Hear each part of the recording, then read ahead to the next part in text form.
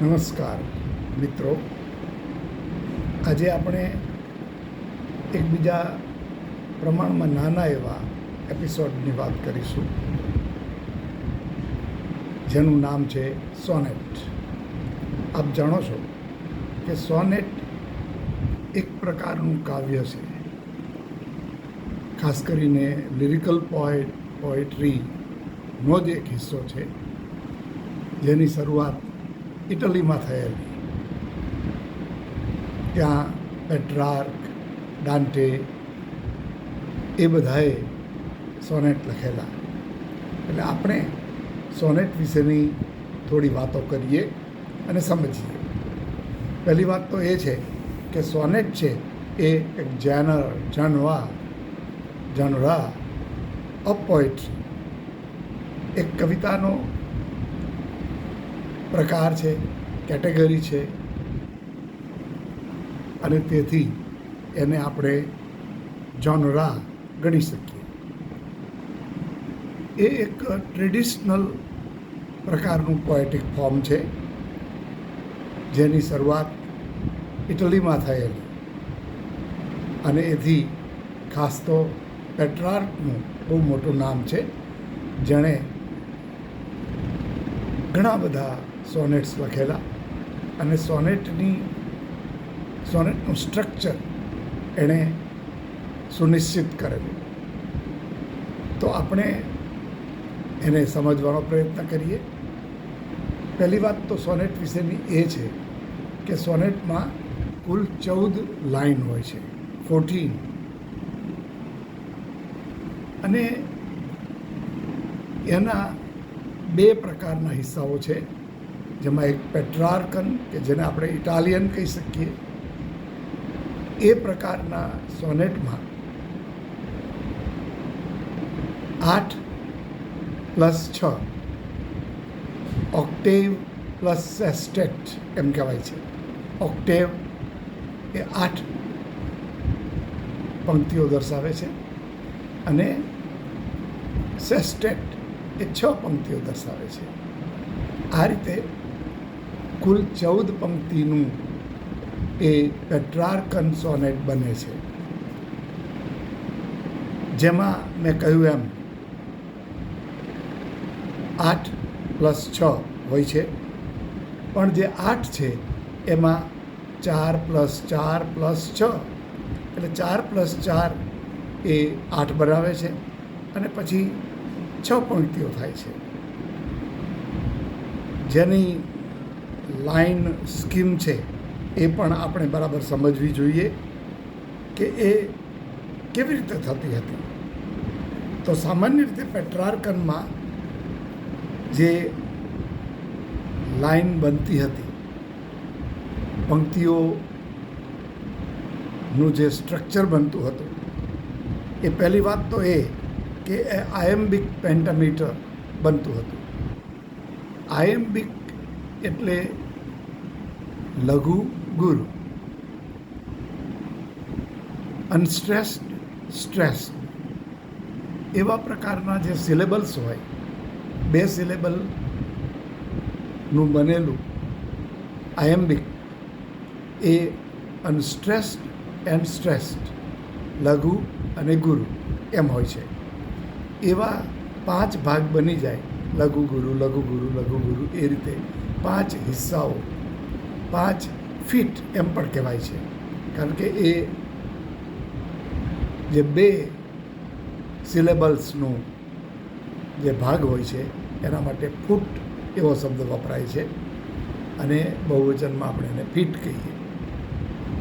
તો કુલ જે આયમ્બિક પેન્ટામીટર છે એના 5 હિસ્સાઓમાં લઘુ ગુરુ, લઘુ ગુરુ, લઘુ ગુરુ, લઘુ ગુરુ, લઘુ ગુરુ, એ રીતે 5 હિસ્સાઓ થાય.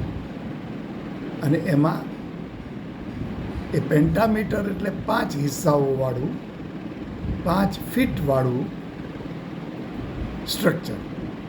અને એની અંદર જે આયમ્બિક પેન્ટામીટરનો અર્થ એવો થયો કે લઘુ ગુરુવાળા જે સિલેબલ્સ છે એવા 5 સિલેબલ મળીને એક પંક્તિ બને. આવી જે વાત છે એને આયમ્બિક પેન્ટામીટર કહેવાય છે, જેમાં સોનેટ લખાતા હતા. પેટ્રાર્કન સોનેટમાં જે રાઇમ્સ છે, પ્રાસ, એ બી, એ બી, સીડીઈ અથવા સીડી એમ બનતું હતું.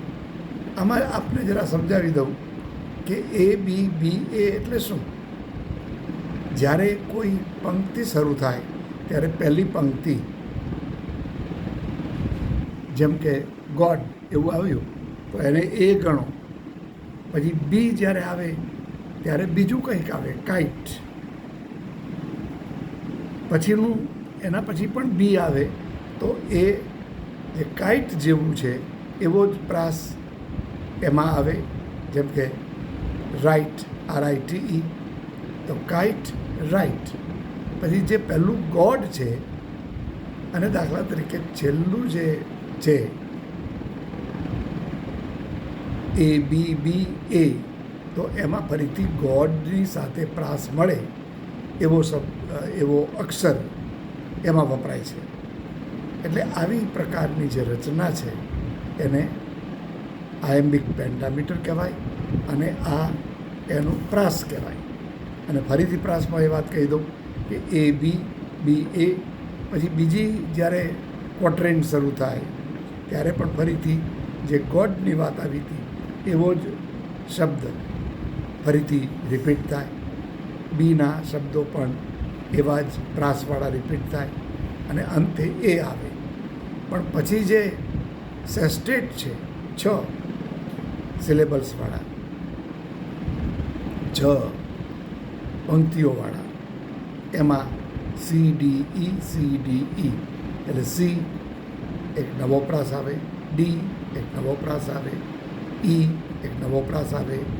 પછીના 3 જે હોય એમાં ફરીથી સી રિપીટ થાય, ડી રિપીટ થાય અને ઈ રિપીટ થાય. એ ઉપરાંતમાં સીડી એવું પણ બની શકે. આ રીતે 5 ફીટવાળું આયમ્બિક પેન્ટામીટર બને છે.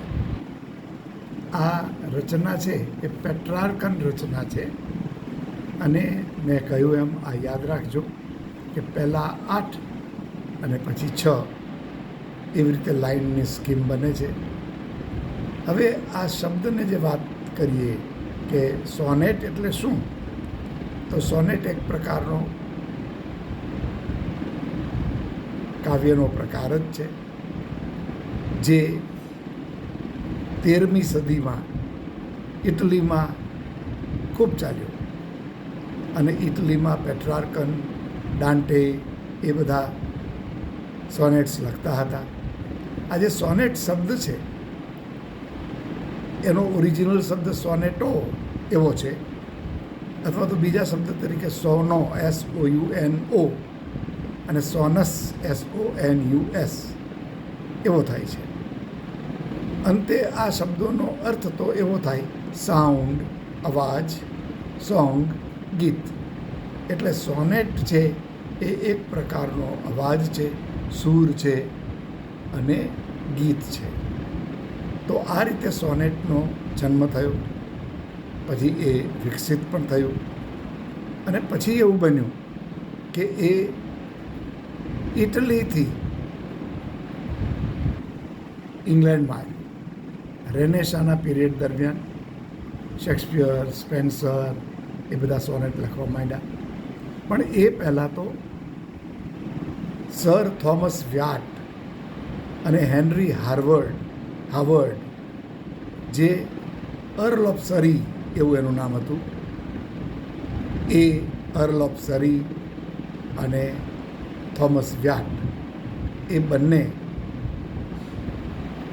ઇંગ્લેન્ડ સુધી સોનેટને પહોંચાડવા લાગ્યા. એ બંને પણ સોનેટો લખતા અને એના પર બહુ મોટી અસર તો નેચરલી ઇટાલિયનની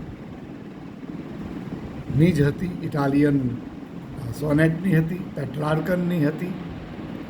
પણ પછી ઇંગ્લેન્ડમાં આવ્યા પછી વિલિયમ શેક્સપિયરે એક અલગ રીતે સોનેટો લખ્યા અને એ સોનેટમાં જે એની રચના છે એ અલગ પ્રકારની બની. એ તમારે ખાસ જોવી જોઈએ, સમજવું જોઈએ.